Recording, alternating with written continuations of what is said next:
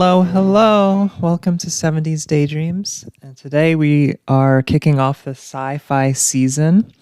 And we are starting off with a very, very popular and notorious film from the 70s called Fantastic Planet, or in the original, La Planète Sauvage. Which would kind of translate to the wild planet or the savage planet, depending on how you translate it. And I thought this film was quite savage in some respects. Mm-hmm. So, what did you think about this film? I think this is one of the most unique films I've ever seen. I was really blown away after watching it. I hadn't seen this one before, ever, and we watched it together for the first time. And it was so dense too. Like there was so much to think about and digest, and the animation style was really, really unique too. The creatures, how many there were, and like just the different combinations of the creature features that kind of like it was just wild. Wild is a good word. One of the things that I thought that was interesting about the title, though, Fantastic Planet sets up different expectations for me than like Wild Planet or Savage Planet. And I think that part of the reason that it was so unique to me, or like almost shocking or dense, is because I expected it to be a lot different because of the title. And I had really only seen like a little person in the hand of a blue, huge giant. And I was like, oh, that looks cute, and then I was like ready for this like cute little thing, like sci-fi film. And I was like, oh, wow, this is like kind of dark and like. Yeah, Fantastic almost has this connotation of it being sort of like magical and every sort of this almost like fantasy-esque thing. I mean, it does have a lot of fantasy elements in the sense that it's very different from our world, but it is definitely not a world that I would want to inhabit. It's very dystopian, but it also mirrors a lot of what is going on in our world. Yep. So I guess we should probably give like a little bit of a brief overview of it. Yeah, so like the main premise of the movie is that there are two species, I suppose, and one of them are the Ohms, which is like the French word for human. Is that correct? Yeah, it's like it's OM, but it's pronounced like which is like man or human in French. Yeah, so them, and then drags is. Yeah, you're gonna have to help me with this French. Yeah. Drag, what is it? I think it was like drag. Okay. Well, those and and they're the giants of the world, and they kind of have these ohms as pets, and they're equal parts pets and pests. Yes. So they are brought into the home and the children play with them, but also they run wild kind of in these groups, and the drogs have these meetings about like exterminating them and like keeping their numbers down and that sort of thing. Yeah, there's sort of like these like play things for like a lot of the drugs, but then anytime they show any type of self reflection, or they don't want to do what the drugs want them to do, then that's when they get angry, and the drugs don't want the to have any type of autonomy or equal rights. They're not seen as conscious beings. They're sort of just seen as like playthings. Right. And so like a lot of them, basically a resistance forms where they a lot of them break out of bondage, and then they form into these communities where they are trying to escape the oppression of the drugs. And they were sort of like slaves in many ways to the drugs. And so because they were literally chained, like they had this thing around their neck that if they got too far away, they would press this button, and then it would pull them by their neck all the way back to their owner. almost like a shock collar or something for like a dog, but like more intense. The way that many of them escaped was they managed to break off those collars and then form their own self-sufficient communities. So it is sort of like a story of like struggle and sort of trying to emancipate yourself from a sort of like oppressive regime. But it's pretty dark. Like it's they don't really succeed that much in the film. Like they have some ups, but a lot of it is really them losing to the drugs. Yeah, I mean, who are just massive comparatively. There's like really, it's like ant human size, or not ant, but like something much smaller. Yeah, one of the things that was interesting in the very beginning too is when Tiwa, like the young girl, she finds Tear, who is the like main protagonist, and decide like they're going over, oh, well, what are we gonna name, and she wants to name him after herself. So what about Tiwa? Like, and they were like, no, they don't have names like that. They have names like Trusty or Frisky. And so like that really was like solidifying kind of the pet aspect of them. And yeah. Just a little bit about the from the beginning. Some of like the maybe not animation, but like the like design and the way things were illustrated reminded me a little bit of Where the Wild Things Are. Yeah. Not the movie, but like the illustrations of the book, because a lot of it was sort of these blue hues and had these like textural elements that reminded me a little bit of that. But there was a lot of times where there would be no animation in the traditional sense, where it would just sort of be a still image and then it would like zoom in. Yeah. It was like ripe with pauses, like the whole movie. Like it like let itself breathe in those parts, which was really refreshing for a film, I think. And I think it's important because like it was really trying to do something really big, and there's a lot of artistic intention. And so sometimes it's nice to just pause and see the detail and the world building and not always have to always have movement on the screen. Right. And I think that's something you notice with a lot of maybe earlier types of animation where it lets you be able to almost look at it like a painting, look at it for how beautiful it is, and then just zoom in, and especially letting the soundtrack do a lot of the work instead of always having to have a bunch of movement. So that was something that I really liked. Yeah, I agree. And I had read that it was animated with paper cutouts that were layered on top of each other. And I don't know how accurate this was, but it said like 1,073 pencil drawings in pastel shades, and it took 4 years. And so it was like just layering paper over each other and then kind of moving the paper around. Yeah, I guess that makes sense, because like the movement did have I don't know, I can't really say I've seen anything like it before. I was also like curious about like a lot of like there were these shining diamonds, and I just was curious as like how they got some of that animation. They just had a lot of really unique and sort of special, not effects, but ways that they animated certain things.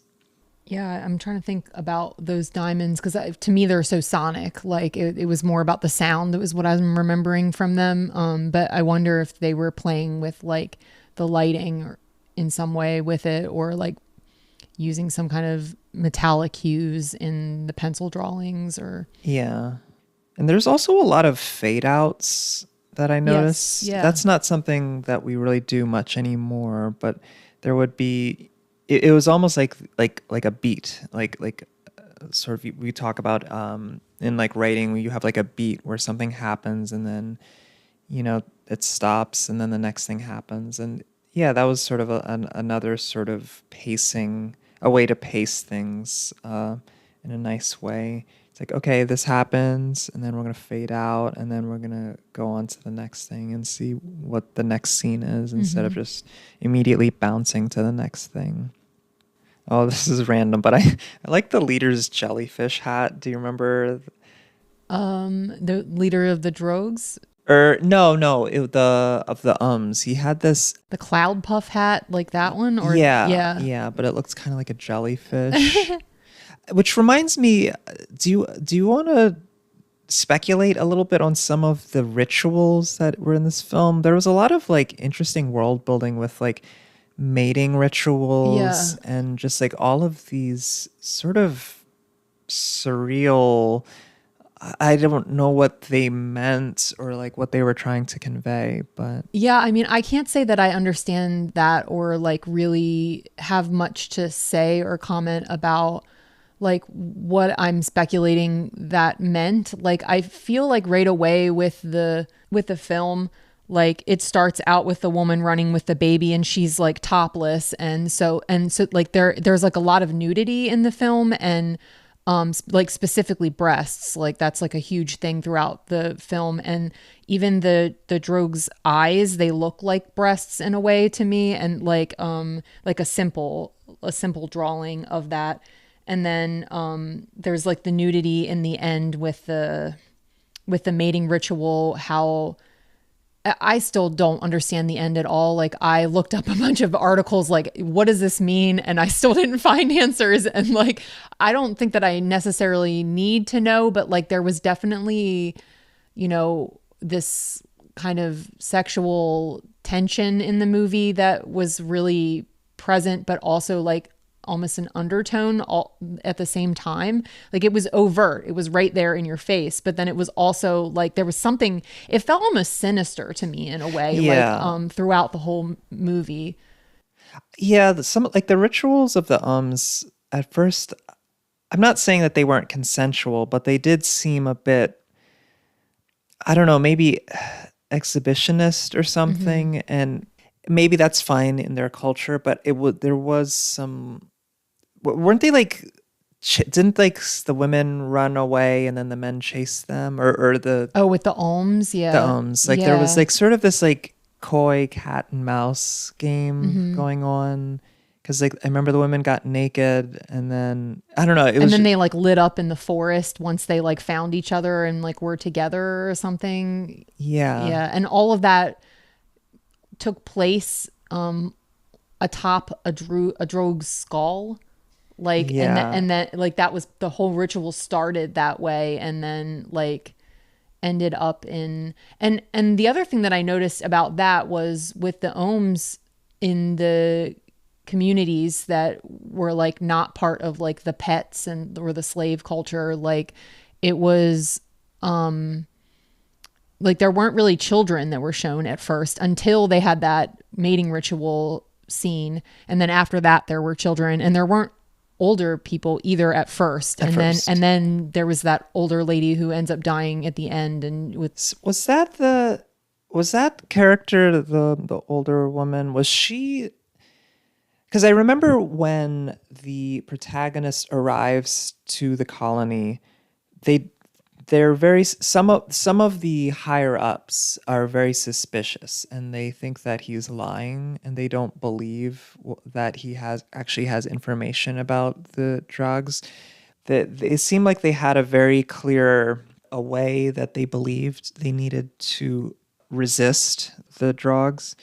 And then when the protagonist arrived, he had that sort of, well, it was like that headset that like gave them knowledge mm-hmm, because it had all these recordings of these like specific scientific things. And they were at first, the leaders of the Ohms were very suspicious and was they were like, oh, we don't trust this outside information. How do we sort of like, how do we know you're not a spy or something? mm-hmm. But then it ended up helping them. Didn't it sort of help them technologically or to build things or I'm not positive that's how it happened, but I think they like co-opted technology that was like left behind by the drogues, and then like yeah. just built their own stuff from it. Yeah, I mean, I thought that was sort of an interesting sort of parallel, especially like with us, like with humans, where we're sort of when you're trying to resist oppression, how much of the oppressor's knowledge or tools or should you incorporate into your own Mm-hmm. culture? Um, and there's varying beliefs as to, I mean, not that I would say like Amish people or like people in those plain living communities are oppressed, but like there is a spectrum of like some people, they're not permitted to use any technology, some are allowed to use some technology. Um, so it kind of reminded me a little bit of all of the fringes of society. But of course, the ums were they were like enslaved and were trying to escape that. Mm-hmm. The soundtrack, I really liked the music. Yeah. It was like very spooky and avant-garde and like, but also not overdone. It was just right. Yeah, and it definitely like made the pauses more ripe, or just like it had a way of interacting with the stillness of the film that I thought was effective. Those pauses, like combined with the quality of the music, kind of gets the gears turning in your heads. Yes.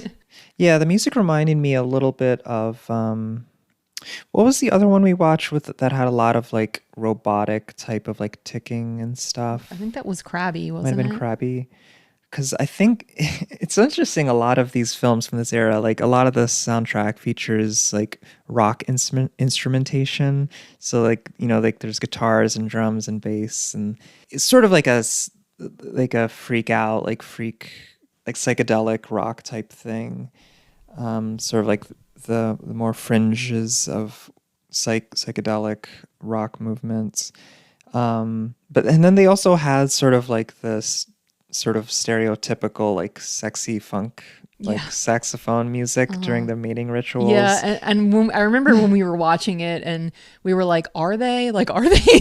What's happening? And I think you said like, oh yeah, saxophone. That means sex every time. So like we decided that it did. Yeah, and it's well, that's another fun thing about watching like things from the period where it's like, oh, like that's actually they actually do the thing. Like that's where like the stereotype comes from, Yeah. But I didn't think I didn't think anything was like laid on thick. I still think everything was very tasteful and Going back to what you had said about the music being similar to Krabby, there was, when I was looking up more information about the film too, this was done by, it was like a co-product of France and Czechoslovakia, and Krabby was also a Czech film. So that was with this like, and not the same animators, but like at least Czech animation. And then I also discovered that the production was halted several times due to like an unrest and uprising when Soviet forces invaded Czechoslovakia, and that resulted in like 70 some deaths, and halted the production of like for like until the next year. wow. So kind of like art imitating life, life imitating art in that sense. And there was some speculation in like what I was reading about like how much that incident maybe have altered the film, or like influenced the film.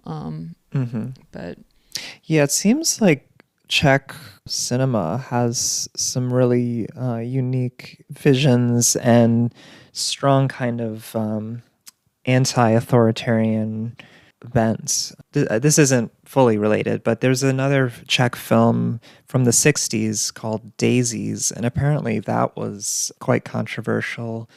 It might not appear to be political on the first watch, but apparently it caused quite a stir amongst the people in power.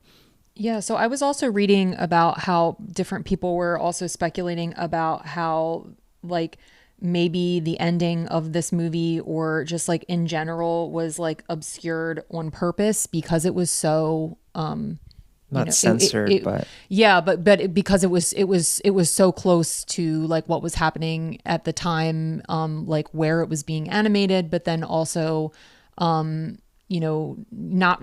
be censored.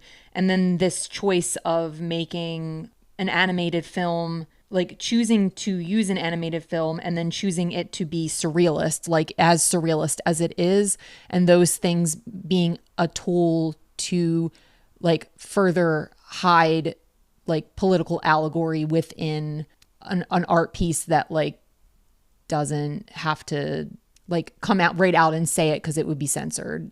Yeah, that makes sense because it maybe they could just be like, "Oh, what are you talking about? This has nothing to do with, the government.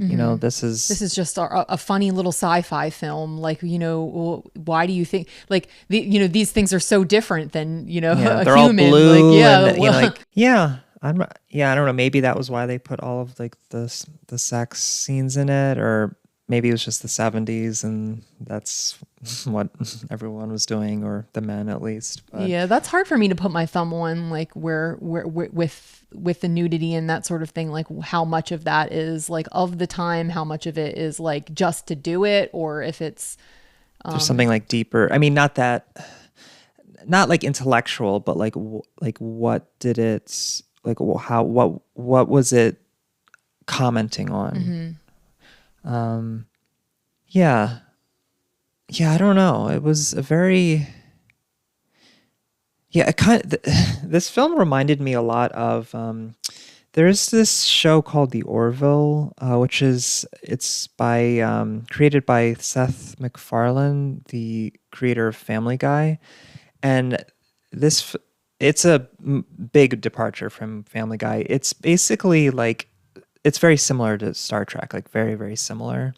And there's this one episode where there is this planet that's populated by robots, and then we find out what had happened. And what happened was there were these humans who created these robots, and they used them as to like do chores or to be like playthings and such. But at some point, the robots became sentient, and they didn't want to be in subjugation anymore to the humans, and like the humans would sort of like torture them by like they had these like shock collar things, and and anytime the robots wanted to have any type of autonomy, the humans rejected that, very much similar to like the drugs. And what happens in this episode is eventually the robots all band together and they kill all of the humans, and it's very dark as well. But like I kept thinking about that when I was watching this movie, because I'm sure this movie was influenced on that episode, because it's very sci-fi. But yeah, it is. I guess it's one of those things where you could look at this film and think of it as like human on human violence and cruelty, but it could also be seen as like, oh, well, what happens if like AI or tech becomes sentient, and like what are the ethics of that? Yeah, definitely. And definitely when I first saw it too, when we were started watching, like initially I thought it was some kind of like animal rights type of Yeah. commentary. And then as it went on, I was like, I think this is actually like human rights Yeah. commentary. I think it's definitely, I mean, I think it's 100% about human rights, because they share so much in common with the drugs. Like they are just as intelligent, that's very similar. I'm just saying that it can also be a parallel with whether it's animal rights or AI or sentience and things like that. But yeah, the Orville is definitely a top tier show that I recommend people to check out.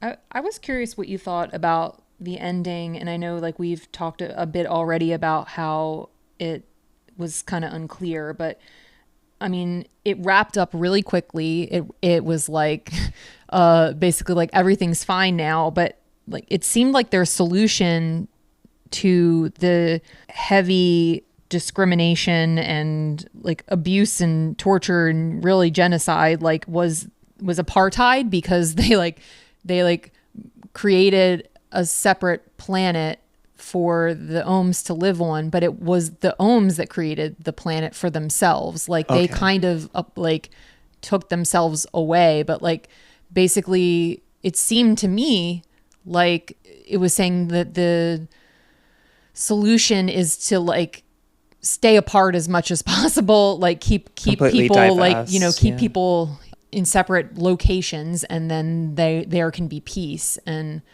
I don't know how yeah. I mean, I personally don't believe in that type of philosophy. I think we should be able to get along, and I think we should work together to make sure that we can get along. Mm-hmm. But yeah, I mean, the ending kind of just took me. I didn't even realize it was ending, and so Right. I because what I was. I guess I had misremembered the film, or maybe I mixed it up with Krabby or something. But for some reason, I thought that there was going to be some type of like civil war or something. Mm-hmm. And then when it sort of abruptly ended, I mean, did they say that they had found a solution or Yeah, I mean, explicitly? basically, they were Or like, we can't be like this with each other. Like, we are gonna destroy each other. We need to find peace somehow. And then, like, it explains that there was a second satellite, like, basically moon to like put that all the ohms went to, that they created, that the ohms created, not like that the Droogs did for them. yeah, I mean, it seems kind of like a cop out. Like, I Yeah. can't imagine like the creators would have wanted to just have it that be the solution and that abrupt ending.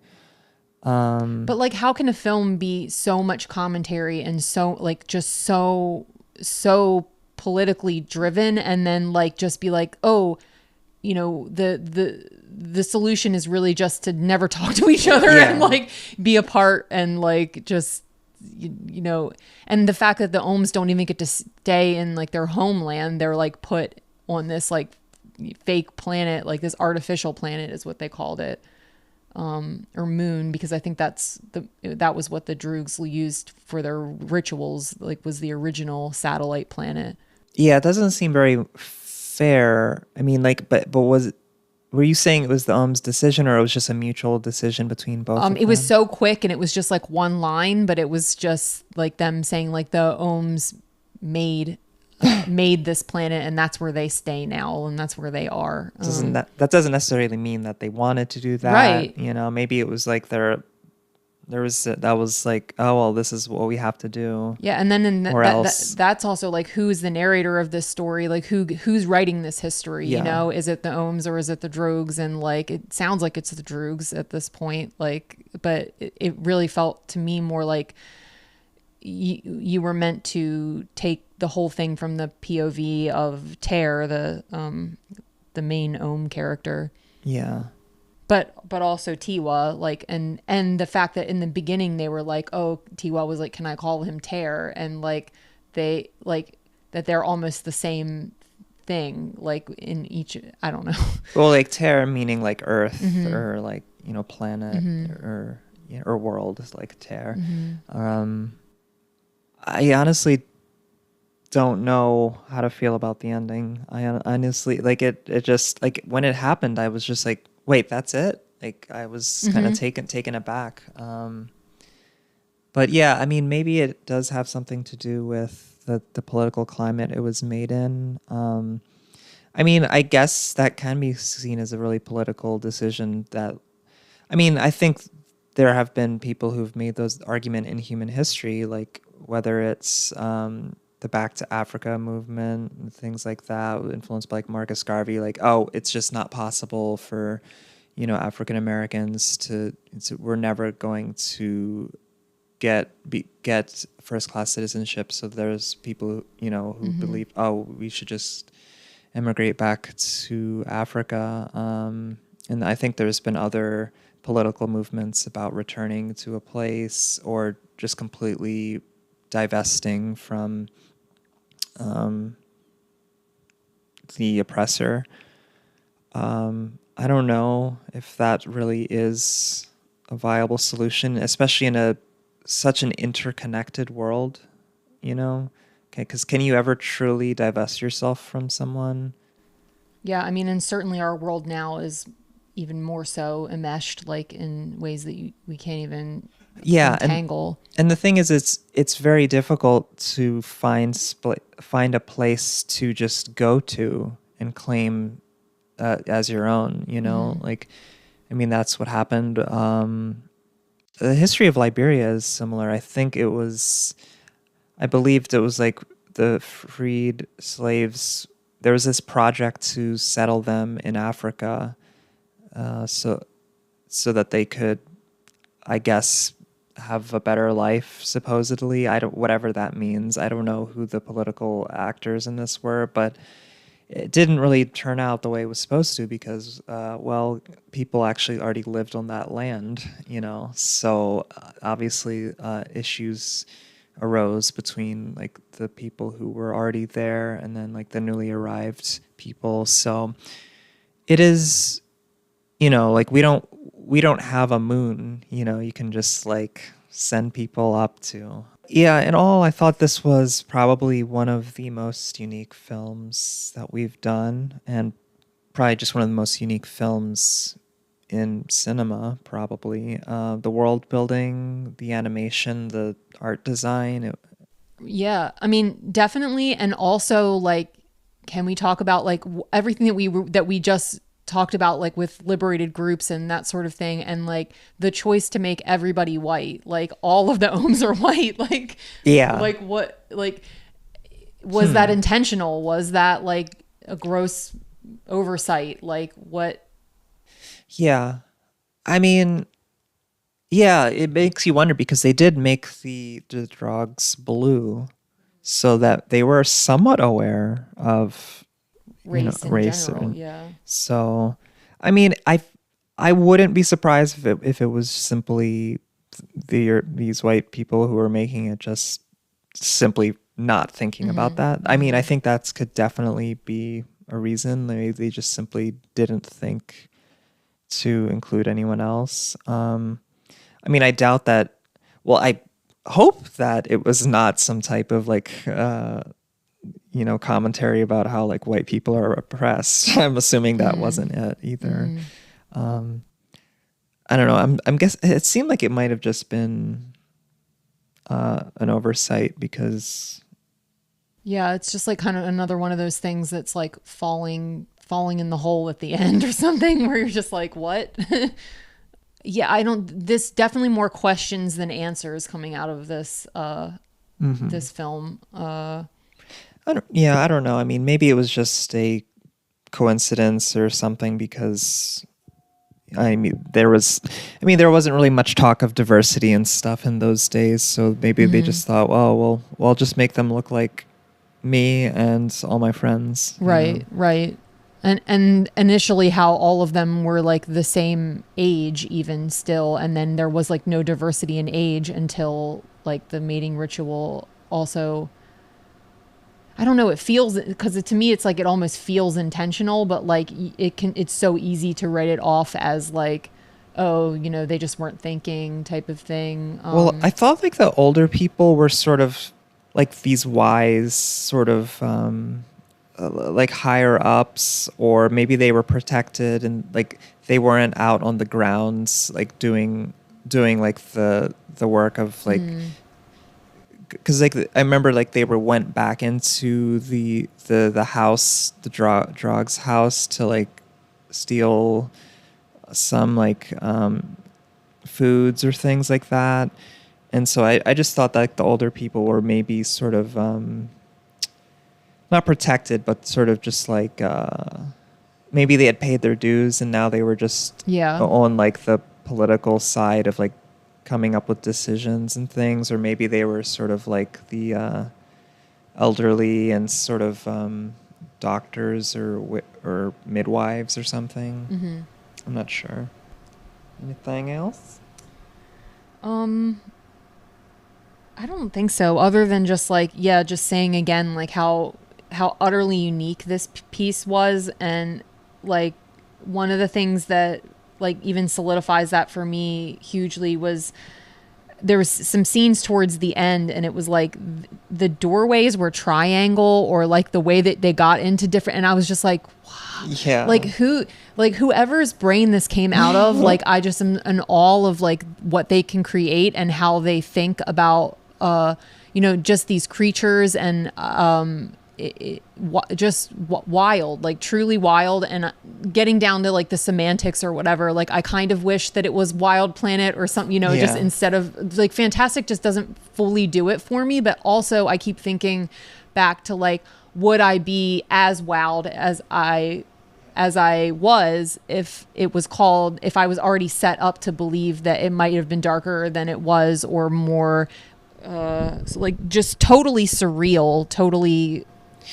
Yeah, speaking, and also like the planet itself. I mean, it wasn't just like the drugs that were dangerous. Like the environment Oh my God. that the Oms Mm-hmm. like were dealing with was very like almost like biblically Yeah. like dangerous. Like because like there was this anteater Mm-hmm. thing, and there wasn't there some Flying flying bird anteater. like griffin type Yeah, thing. those creatures to me, like, They and were horrifying. they were. And one of the funny things about that too is like when we were watching this, like I wanted to draw so bad, and I'm just not really a visual artist type of thing. Like, and I was very inspired. I was like, I want to draw these things. Like, I need to draw these creatures right away. Like, and yeah, I was really impressed by them. But yeah, it did have sort of like a wandering in the desert type thing where Mm-hmm. and then or almost like a Jumanji or something where like there were all of these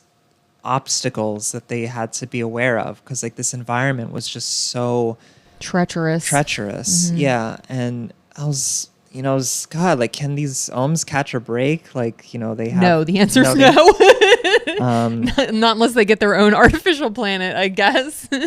But yeah, I felt like the film had a good balance of like world building and like aesthetics as well Mm-hmm. as narrative and allegory. Mm-hmm. Because sometimes, like the world building and aesthetics, that's the fun stuff, like that Mm-hmm. it like people like to come up with ideas about the way a world looks, the character design. But if you don't have a good story, then it's kind of all for show and people can't relate. And so I felt like this film had a good balance and it wasn't just style. Like this is an incredibly stylish film, Mm-hmm. incredibly stylish. But the reason I've since watched it multiple times is because it like the narrative and the story Mm-hmm. is still there. Mm-hmm. And because the narrative in the story is also such a puzzle, and it's like you Yeah. almost have to watch it so many times to just like really digest and like decide how you feel about it. And for me at least. Yeah, but it wasn't like trying to be complicated. Right. It just felt like very allegorical. Mm-hmm. But yeah, it didn't come off as like pretentious or trying No. too hard. It was just sort of a bit of a mystery. I don't know. It was a bit of a mystery. Yeah, like that was built into the story and the world too. Like how all of these things even survived in this like desert like atmosphere other than eat each other, because it was just like so much vastness and so much nothing, and then these like scary creatures and these like weird plants like that were just not even like hardly growing, or like these crystals, but like a lot of empty space too. Also, I felt like the drugs seemed so like grotesque to me. I mean, and maybe that was on purpose because lots of times when we think of people in power, lots of times their behavior is grotesque. And like I remember when I still was not quite clear on this, but when the Ohms discovered how the drugs like I don't know if it was how they reproduce or get energy, but they were doing these dances, With the orbs on top of these the statue orbs. heads. Yeah. It was really, it was so like, I mean, I'm trying to figure out how to explain it. It had this sort of like, um, what's the word?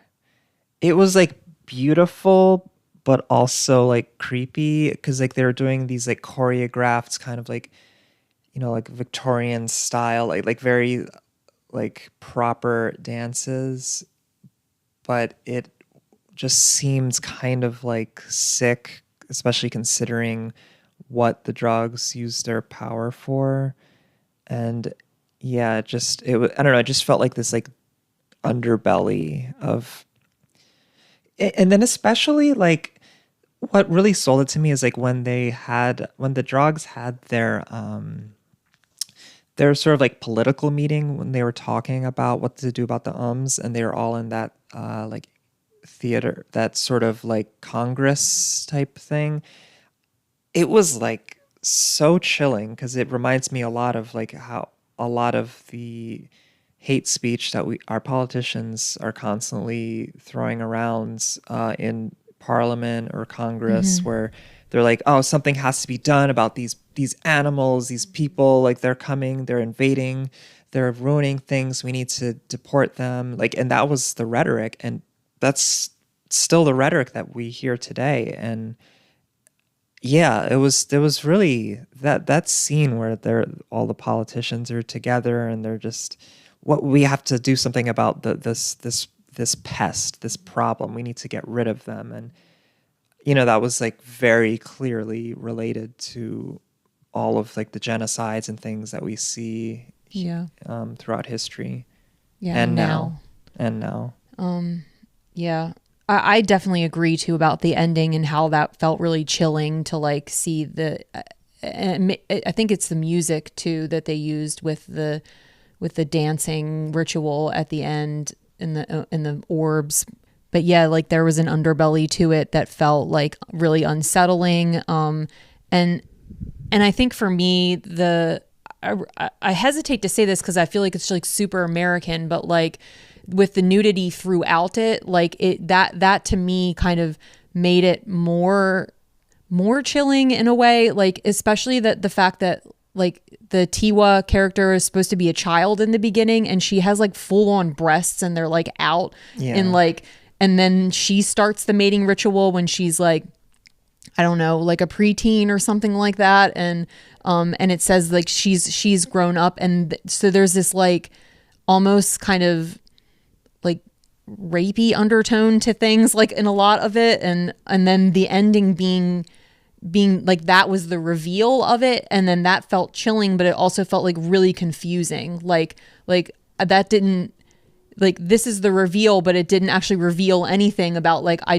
still don't understand it and I feel really icky about it. Like, and so like I like the film to me has that all throughout it, and it almost is like difficult to digest in a way because of that, but like it also pulls me in to like want to like examine it from every angle, and it's so stunning, like, and beautiful and like unique and just like the best, I feel like, in some ways, of how creative people can be, like, Mm-hmm. and put that in in in a medium such as animation that like can display that like with such like fervency, or I don't know the word I'm looking for, but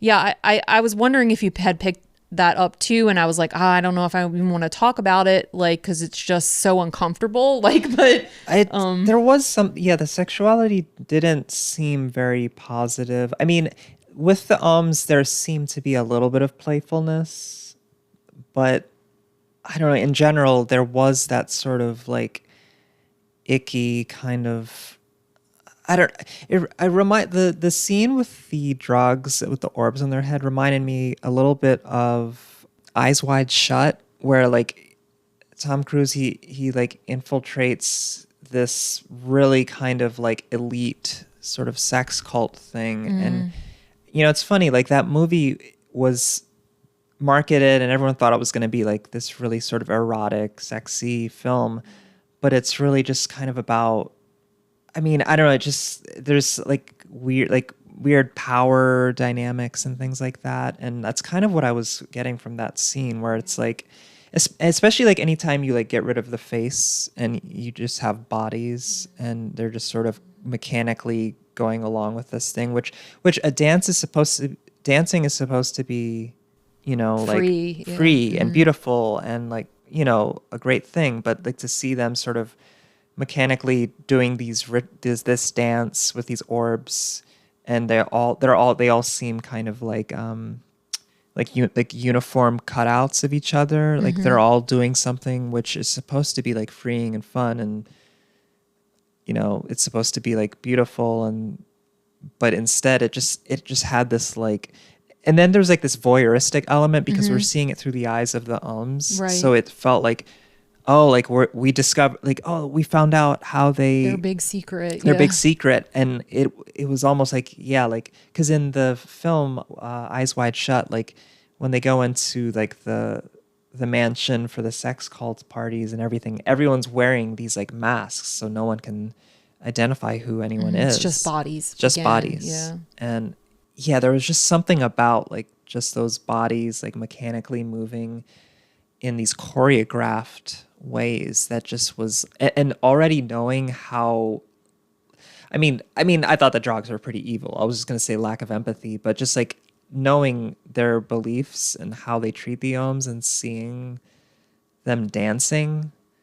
Yeah, I don't like seeing people I don't like dance. Right. Well, yeah. And then so like just thinking now, that the Ohms decided that they wanted their own artificial planet. Maybe I would want to get out of there Yeah. too. Like maybe I would never want to see them again. And like, I'm sure like, and give up your land or your home or whatever. But like, I think there's also a lack somewhat of a historicity to like what is going on here. Like where's the history? Like what like who were the Ohms before this, or like who were the Droogs before this? Is this always the dynamic that's played out? Was it something else before this? Did they come from somewhere else and then land here, or like have they always been here? And so they might have said something like that in the beginning where like and it just missed it, because a lot of things happen just in one line in this movie too. But yeah, we were definitely kind of dropped in medias res. So just to clarify, were the dancing creatures with the orbs, was that the Drogs, or was that like some other species that they were getting It energy said from? it said it was the Drogs, but they were meeting with other beings, I think, from the universe. So like their orbs would maybe meet with other like orbs. extract. I think that wasn't clear either, because like we're in each couple pair was one orb a Droog and the other one was like some other being from the universe. Were the bodies from the universe? Like where did that, Yeah, I have to rewatch. I'm not sure, but and then to take something like meditation, which I think that most people would agree is kind of like this like more benign or like not like or at least like net positive thing. Yeah, and then have that be the thing that is like, I guess it's more it's and maybe it's a translation thing too, because it is more like a trance in the movie than maybe like what you would think of as meditation. But I think that adds for me like a chilling element to it, where you were like, oh, they like maybe there was some kind of redemption for this like species that seems extremely awful and terrible, because at least they meditate or something. And like, what are they doing while they're doing, like they're trying to be better, maybe, I don't know, but like no, they weren't. I don't no, I think things like that, meditation and trances like that, can be co-opted, and those are things that have cults have used, I'm sure, to sort of get you into like hypnosis, or like get you into a vulnerable state. I mean, a lot of cults and religions have done things where like they get you into these vulnerable states so that they can manipulate you. So that is chilling, because something that is supposed to be calming and help you figure out truths about yourself, could be used in a potentially fascistic way. So yeah, it is a very it's I feel like we're giving you all like kind of like these mixed messages, where we're saying, no, it's beautiful, it's unique, it's creative, and everything, but it's also kind of like it gives you the ick a little bit. yeah It's totally. And it's just like this contrast, because like, yeah, there is a lot of grotesqueness in this film, but it's still very beautiful, and I guess that's just a part of the human condition, perhaps. I mean, we are capable of intense beauty, but I mean, we don't have to. I mean, look at what we've done, to each other. It's sick. But I mean, at least with this one, I was rooting for the Ohms the entire time. It didn't. There was no real evidence that the Ohms had done anything wrong. They were just sort of defending themselves. Right. Yeah. No, for sure. Yeah, and then like they like killed one drog or whatever, and then the drugs like use that as an excuse to like, oh, okay, we're gonna exterminate them. Yeah, we need to up the levels of extermination that we were already doing. Like now we've got to like really eradicate them or something. Yeah. And the reason they killed the drog was because the drog was like killing all of them. They were fighting back. So it is kind of sick when people use an act of resistance as an excuse to for genocide. Yeah, free Palestine. Yeah, free Palestine. All right, you all should see this film. Yeah, and we've got a season coming up of more sci-fi films that you can look forward to. So this will be the first in that new season. All right, thanks. See you. Bye-bye.